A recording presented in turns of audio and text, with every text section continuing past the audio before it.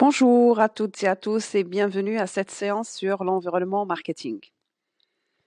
Nul n'ignore l'importance de l'analyse de l'environnement de l'entreprise qui est en perpétuelle évolution et qui peut se révéler une source de menaces ou d'opportunités pour l'entreprise. Une anticipation de cette évolution est donc indispensable pour tout décideur. Ce dernier sera à même de réagir de façon efficiente et au bon moment. La capacité à prévoir ces événements et leur évolution est sans doute l'une des clés de réussite et parfois de survie.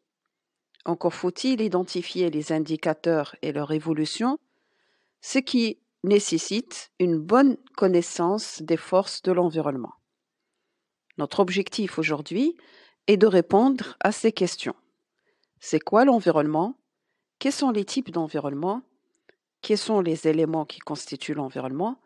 Et quels sont les outils qui permettent d'analyser l'environnement. L'entreprise ne vit pas en autarcie, c'est-à-dire isolée. Son existence est conditionnée par ses liens et relations avec le milieu dans lequel s'insère son activité. Toute entreprise interfère ainsi avec son entourage proche ou lointain.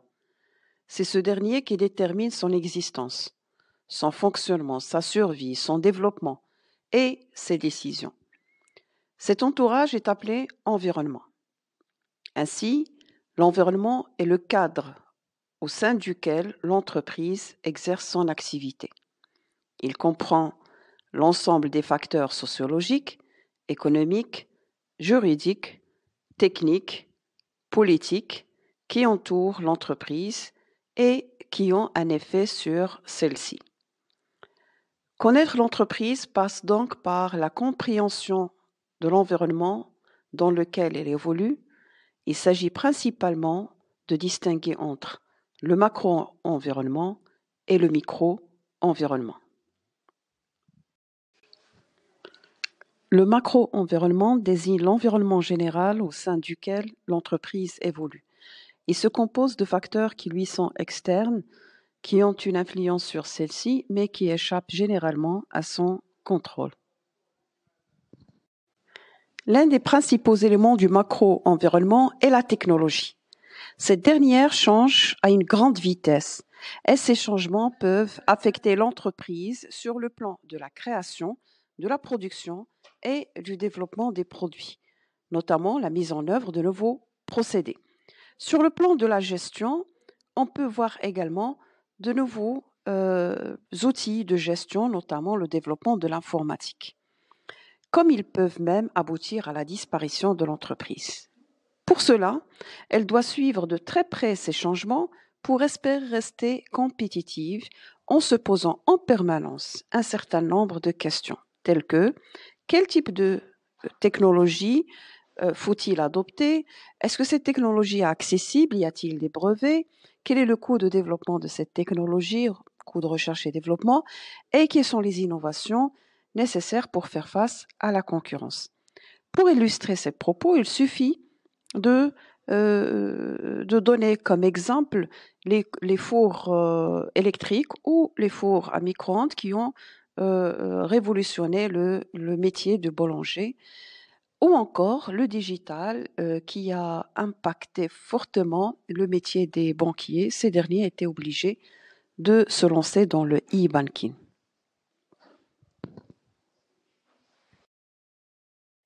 Le deuxième type est l'environnement économique, qui comprend tous les éléments d'ordre économique qui sont susceptibles d'exercer une influence sur l'entreprise. Et par élément, il faut entendre les variables économiques telles que le taux d'inflation, taux de croissance économique, taux de chômage. Cette situation aura une influence soit positive ou négative sur l'activité de l'entreprise. Ainsi, une croissance économique soutenue a un impact positif sur la performance et la croissance de l'entreprise. Les entreprises sont également largement dépendantes du contexte politique dans lequel elles évoluent. Ce dernier est lié principalement à la stabilité du pays, à la réglementation et aux politiques gouvernementales. Premièrement, la stabilité du pays. Lorsqu'une entreprise décide d'entrer sur un nouveau marché, la question de la stabilité peut être cruciale. Ensuite, les contraintes réglementaires. L'existence de mesures protectionnistes, par exemple, peut rendre un pays ou une zone inaccessible pour des entreprises étrangères. Enfin, les différentes politiques mises en œuvre par les gouvernements peuvent être en faveur des entreprises, telles que les politiques d'encouragement à l'investissement, d'aide à la recherche ou encore les exonérations fiscales. L'environnement juridique qui envoie aux lois et règlements en vigueur qui encadrent et conditionnent l'activité des entreprises. Réglementation juridique, sociale, fiscale. Exemple, le droit du travail, droit des sociétés, réglementation fiscale et financière, loi sur la protection de l'environnement et la responsabilité sociale des entreprises, la réglementation concernant la concurrence ou bien l'ouverture des marchés. Bien sûr, l'entreprise doit connaître cette réglementation, la respecter et suivre son évolution. Autre chose, l'entreprise exerce son activité dans une zone géographique déterminée et bien évidemment, chaque zone présente des spécificités concernant les systèmes de valeurs, les croyances, les modes de pensée et surtout les tendances de consommation. Ainsi, l'entreprise doit en tenir compte pour adapter son offre de valeur à ces spécificités. Les entreprises doivent également tenir compte de la dimension écologique à travers des investissements moins polluants, car ces entreprises progressent dans un environnement où l'écologie et la nature prennent de plus en plus d'importance. Partout dans le monde, on est de plus en plus attentif à l'environnement. On parle de pollution de l'eau, d'air, du sol et aux conséquences écologiques, notamment les changements climatiques. Nous sommes également sensibles aux interventions gouvernementales en la matière, comme la gestion des déchets, ou bien l'utilisation des sacs en plastique, ou encore le développement des énergies renouvelables. Le consommateur ne fait pas l'exception, lui aussi est de plus en plus attentif au respect de l'environnement. Enfin, l'environnement démographique renvoie aux éléments comme la taille de la population, la répartition par âge, par sexe, sa composition socio-culturelle, les tendances religieuses, sa composition ethnique ou encore son niveau de vie et le revenu.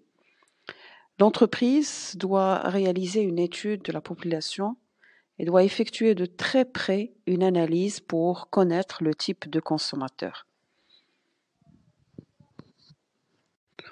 Les échanges de l'entreprise avec son environnement peuvent s'analyser comme une boucle de rétroaction.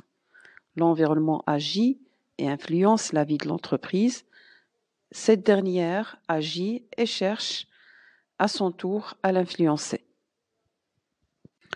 Pour illustrer les effets positifs ou négatifs reçus de l'environnement, on peut donner comme exemple la formation initiale, les infrastructures de transport, les subventions, avantages fiscaux ou sociaux, les services publics, l'évolution de la société, le style de vie, CSP, âge, l'évolution technologique, l'évolution législative ou encore la croissance économique, des indicateurs économiques comme le taux d'intérêt ou encore la concurrence. Maintenant, si on veut illustrer les actions de l'entreprise sur l'environnement, on peut citer la création d'emplois, les exportations, le versement des impôts, l'effet d'entraînement sur l'économie locale ou encore les innovations proposées par l'entreprise, la destruction de l'emploi, la pollution. Maintenant, pour analyser toutes les informations collectées sur le macro-environnement, on utilise le modèle PESTEL, qui reprend la première lettre de chaque environnement, c'est-à-dire politique, économique, social, technologique, écologique et légal. PESTEL est un outil d'analyse qui permet aux managers de recenser les principaux facteurs macroéconomiques ayant une influence potentielle sur le futur de l'entreprise. Si l'analyse PESTEL est bien faite, l'entreprise peut se distinguer et peut dépasser ses concurrents. En plus du macro-environnement qui influence l'activité de l'entreprise, cette dernière évolue dans un environnement qui lui est propre, qui s'appelle l'environnement proche ou encore le micro-environnement. Le micro-environnement correspond à l'ensemble des acteurs et partenaires externes intervenant dans l'entourage immédiat de l'entreprise et avec qui elle entretient des relations. Il s'agit principalement des clients, des fournisseurs et des concurrents.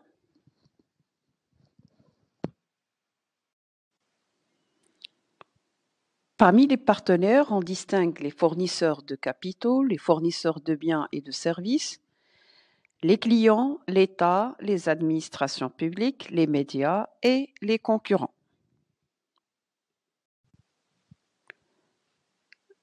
En ce qui concerne les fournisseurs, il s'agit des entreprises qui vendent des produits à d'autres entreprises.